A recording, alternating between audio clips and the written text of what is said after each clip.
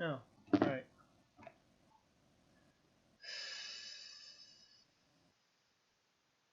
In Temple of Fiends. Oh my. And here we're joined by Darkmoon. Wow. Darkmoon, get those GGs out. GG's, man. What was that? Like, oh my. Ugh. So, that was fun. Tell us a little bit about how you felt about that Temple of Fiends. That was hellish. Okay, so I did a practice a couple of days ago with Ragnarok, and the chaos there was super punch happy, had a lot of absorb, a lot of evade, couldn't get a break in, and I think I had worked on my fighter and he'd worked on his black belt when we let the seed determine what we were going to get, and that was a bad Topher. This was so much worse. That Tiamat, who is basically a gatekeeper, followed up by a Chaos who, if you... I only had one ribbon, so if I didn't have the ribbon on the fighter, he was going to get wiped out pretty much within the first couple spells. That was a 1-2 punch right there that I just had to recalibrate on. Yeah. So I'm going to jump in here real quick. We do have Cinema B. Cinema B has made it past Tia 2 and is approaching Chaos here. Cinema B does still have the Black Wizard, the Red Wizard, and the Knight all up here. So it's going to be the three-man face-off against Chaos here. How many ribbons did they have? None. 0. Oh, So interestingly enough, yeah, you're potentially because of what happened with the Gregley Puff race, you'd made that early Mirage dive and found that key. That key turned out to be it had a ribbon behind it and not much else. So incidentally, it wound up costing you time because while you were sailing around and checking key locked things, when Cinema B found that key was go mode and wound up not costing him time at all. Yeah, I felt like Cinema B is on. Oh, okay, yeah, go. I'm sorry to interrupt. No, he's on Chaos right now. He's fastening up the Oh, it looks like we've lost view of it. But yeah, he's currently made the Chaos poll, so you can answer the question and just let me know if we get our vision again. Yeah, you're cool. No, yeah, when I did that dive, I was like, oh man, nothing came from these key locks. I swear I lost time on that. Because I had the same vibe that once you got key, you were go mode and you were just going to be done with it. And if I'd known that Mirage play would have been completely different. But at the same time, I'm kind of glad I had it now because I had the one ribbon that was going to save my fighter. Yeah, that well, that ribbon incidentally has not been much of a factor. You were in the Temple of Fiends about 30 minutes before Cinema B was. That was Sorry, such an gonna ugly jump in Topher. here for the Cinema B Go. Chaos fight. We've got the ninja with the white shirt cast. Looks like we're gonna have an Invis 2 coming out of the Red Wizard. We've got a Fast out of the Black Wizard, and we've got a Power Bonk coming out of the Knight. We still do not have the Defense Sword moved onto that Knight, which I think may be an issue here if we don't get enough Invis 2 casts off. Invis 2 gets off from the Red Wizard. And we go to the next round. We've got the white shirt coming out of the ninja. We've got another Invis 2 cast out of the red wizard. We're going to get Temper from the black wizard and another power bonk cast on the knight. Invis 2 gets off. Another white shirt cast goes off. We get the power bonk. We get the Temper from the black mage, black wizard. Oh, and chaos cast stop, stunning the ninja, stunning the red wizard, and stunning the knight. We get another Temper cast from the Black Wizard, but we're a little stuck here.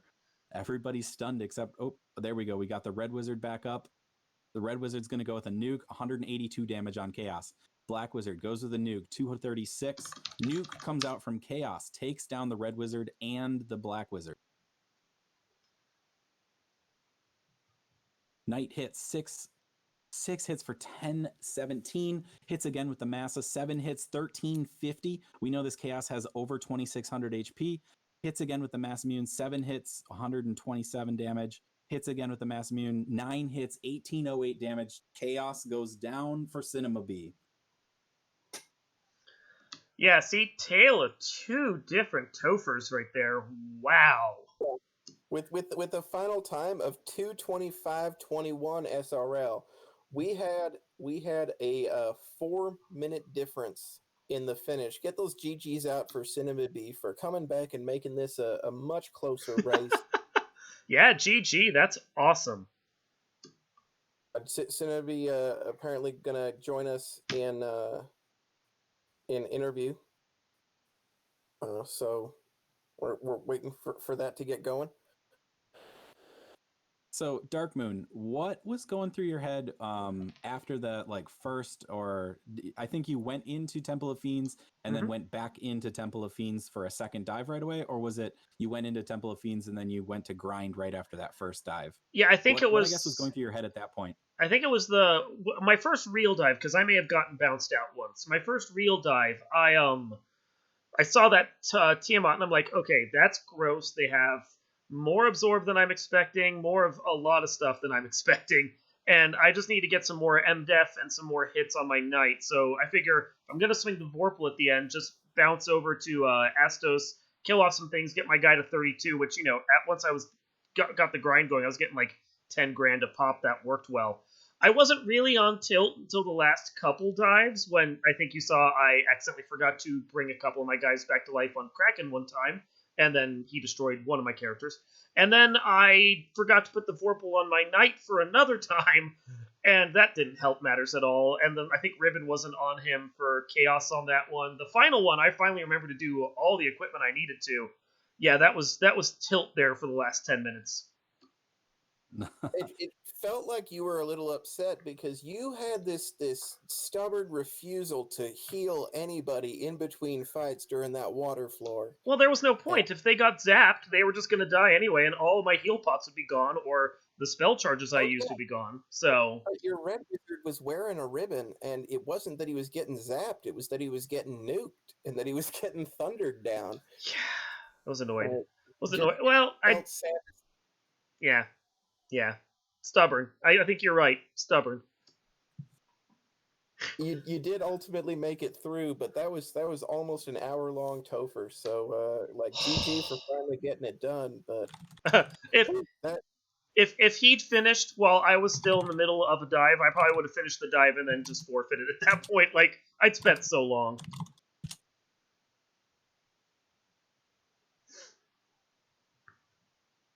Yeah. So tell us a little bit about the decision on the Red Hydra, the R Hydra grind there. Was that just, did you head back there because you were familiar with that spot, or Yeah, hey GG Cinema B, how you doing? Oh, doing good. Oh, that was a blast. Yeah, that was interesting. That was Yeah, the movie. I want to ask you. You know, do you feel like if you had to do it all again, what is the biggest thing that you would change? Like did you learn anything specific from this seed?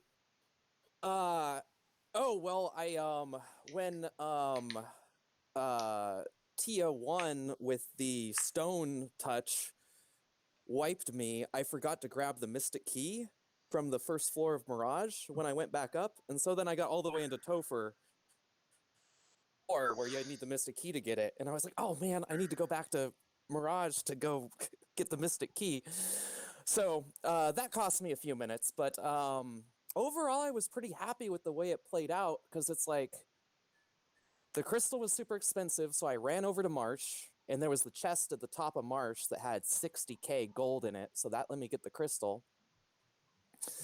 And then when I found the floater in Ordeals, and I knew that you'd have to sail all the way up there, I felt pretty good about my routing at that point, because I was like, I hit the waterfall, got the ruby, swung over to Ordeals, got the floater, and I was like, that's about as soon as you would ever logically go to Ordeals in this type of situation. So I figured I got the floater about as quick as I could.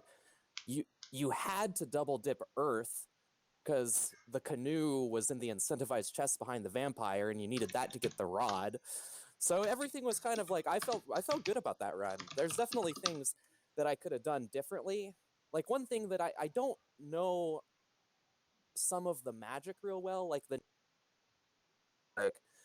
I knew Bane was good for first level, could probably get me through Garland and that. But like You missed out on the Brack potential, but that was another see, thing. No, but I couldn't remember how good Brack was, so I was just like, I don't know. Brack is better against a single target. Brack is better against a single target, whereas Bane is good for packs. Yeah, AOE. Yeah, absolutely. Insta death.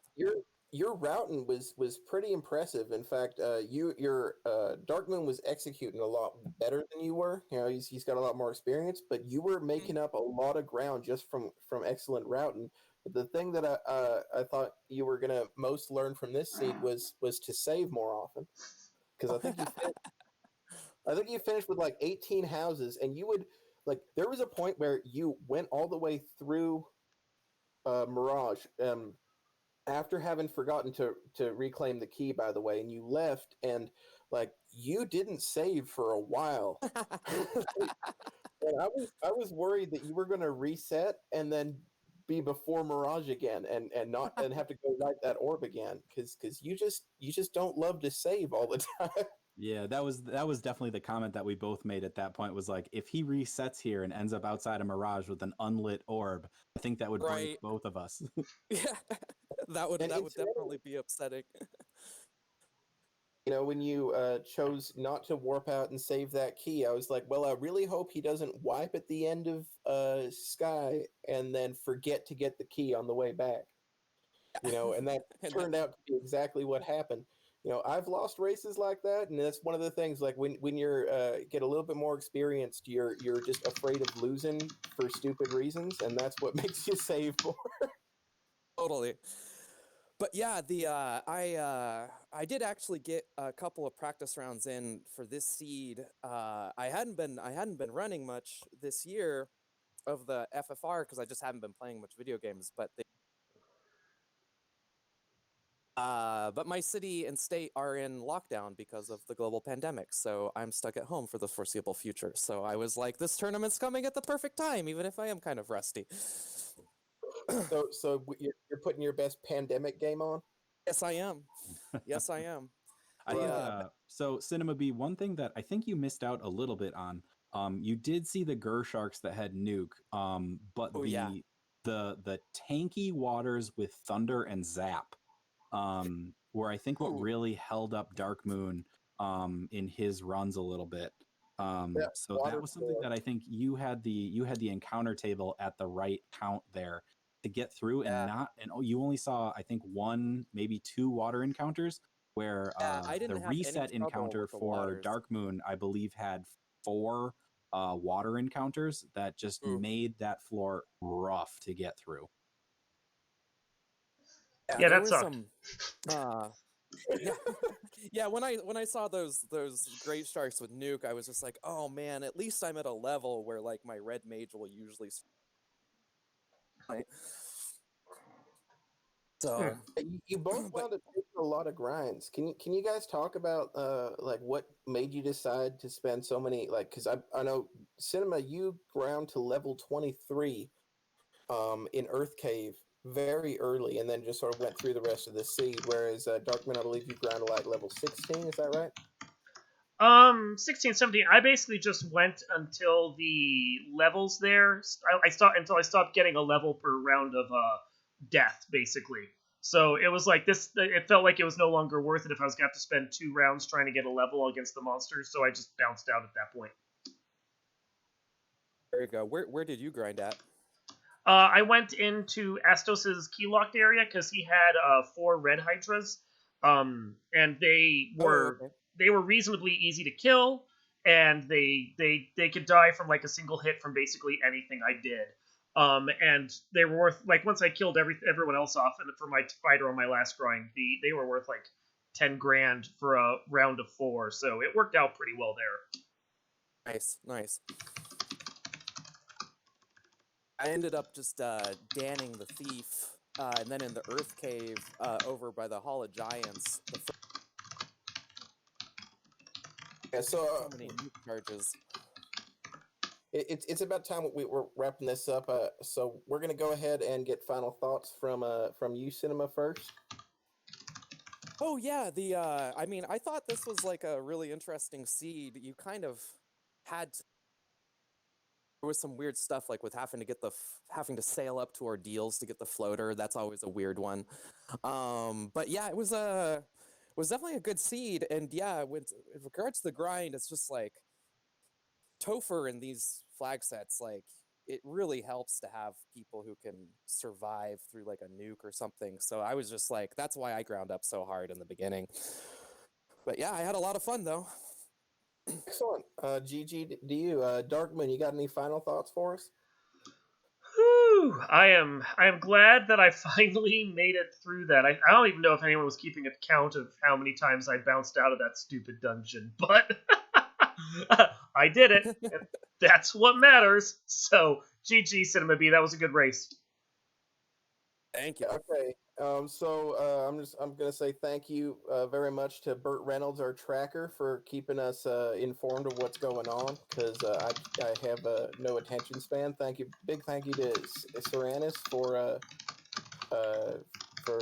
restreaming and for also providing information in chat. And thank you to Wab for joining me in the commentary booth. Wab, you want to take us out here? Sure thing. Thanks again to both of our runners. GG's to both of you. And as Lastoid said, thank you to Bert and to Cyranus. You guys are awesome for helping us out here. And thanks again to Lastoid for joining me in the booth. Thank you to Randomania for hosting us. Come visit the Final Fantasy Randomizer Discord. If you have any questions, I think we can throw that out in chat here for anyone who's not already a part of it. GG's to our racers, and have a great night, everyone. Thank you. GG, everyone. GG's.